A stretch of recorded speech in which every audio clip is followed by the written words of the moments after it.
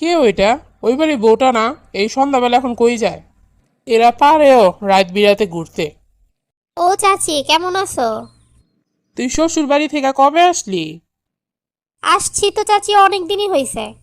যাই হোক, দুইটা আলু নিতে আসলাম। এই নাও চাচি আলু। তোর ভাবিরে দেখলাম ওই দিক দিয়ে যেন কই যায় সন্ধ্যার আগে আগে।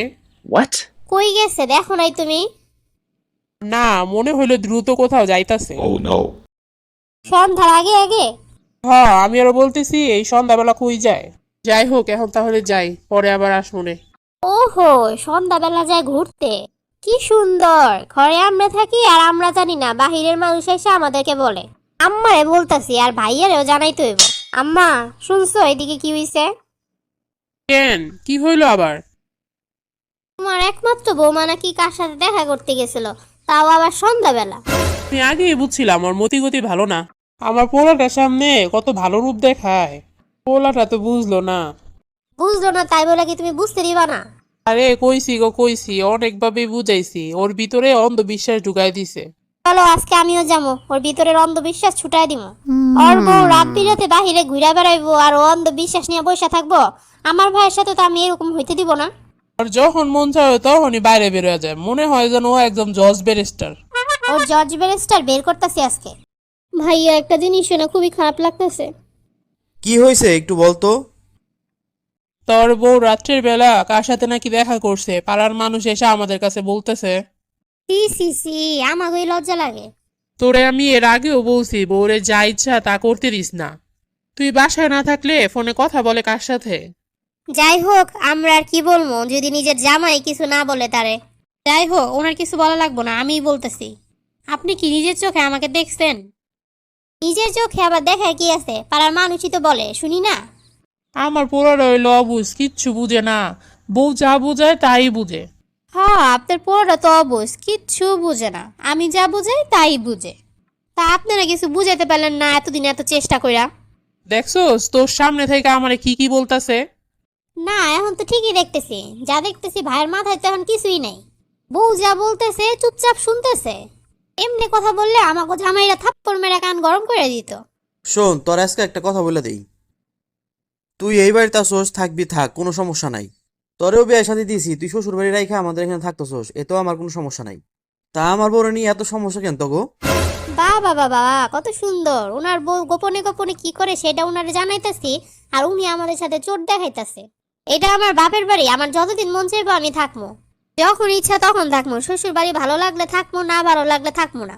যাই হোক, আপনি যদি সারা বছর এই বাসায় থাকেন তাও আমার কোনো সমস্যা নেই।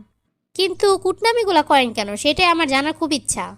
আপনি যে বললেন আমি রাত বিরাতে একটা পোলা মানুষের সাথে দেখা করতে গেছি, তো আপনি কি ওই পোলাটারে দেখেন নাই? কেমন জামানা আসলো, মুখের উপরে বউ এইসব কথা কয়, সি সি সি। ওই দিন আমি দোকানের চাবি ভুলে ঘরে রেখে গেছিলাম। পরে ফোন দিয়া চাবিটা দিয়ে আসতে বলছিলাম, তাই ও চাবিটা দিয়ে আসতে গেছিল। আর তোর রাইডার বানাইছিস কোন পোলার লগে দেখা করতে গেছে রাত বিরাতে? Oh no. আমরা কি জানি তোমার বউ কই গেছে না গেছে? মানুষ এসে আমাদেরকে বলে। কে বলছে? তার একটু নিয়ে আয় তো, তার একটু আমার সামনে নিয়ে আয়। আমি জানি এটা কে বলছে। আমি যাওয়ার সময় দেখছিলাম পাশের বাসার চাচি রাস্তার পাশে দাঁড়ায় আছে। তাইলে এবার চাচির এটা কি? সে না যায় না না শুই না কিভাবে এরকম কথা ছড়ায়? হ্যাঁ গরু, যদি সরাসরি কিছু না বলা হয় তাহলে পরবর্তীতে তারা এমন কাহিনী তৈরি করবো, পরে একদম সংসার ভেঙে তছনছ হয়ে যাবো। একদিন না 2 দিন না, যদি 10 দিন এরকম সন্দেহ ঢোকায় তাহলে সংসার এমনি ভেঙে যাবো। এই ডাকো ওই চাচি রে। এই চাচি, আমার বউ কই গেছিল আর তুমি কার লগে দেখছো কও দেখি? আব্বা, এসব তুমি কি কও? আমি আবার কার লগে দেখবো? ওই দিন দুইটা আলু নিতে আসছিলাম, পরে তোর বউরে দেখলাম যে ওদিক দিয়া যায়, এই জন্য আমি এসে জিজ্ঞাসা করছিলাম যে তোর ভাবি কই যায় সন্ধ্যাবেলা, ওদিকে দিয়া দেখলাম। কেন, আপনি নাকি কইছেন কার লগে দেখছেন? আল্লাহ, এসব কি বলো? আমি তো এসব কিছুই বলি নাই। আচ্ছা, আপনি নয় দেখছেন সন্ধ্যাবেলা যাইতে, তাই ঘরে এসে বলার কি আছে? সবাই সুন্দর সংসারে কেমনে করে আগুন লাগানো যায় সেটা খুব ভালো করে বুঝেন। হ্যাঁ কি কইছে আর তোরা কি কইলি?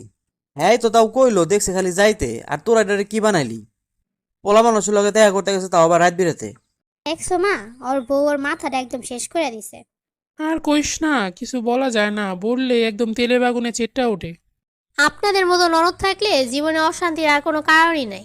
বউরে কোনো কিছু বলার আগে জামাই হাজির। আমার ভাইটা এরকম না হইলে তোরে দেখা নিতাম। What? আপনি আগে আপনার নিজের সংসার সামলান, তারপরে আমারে দেখতে এসেন।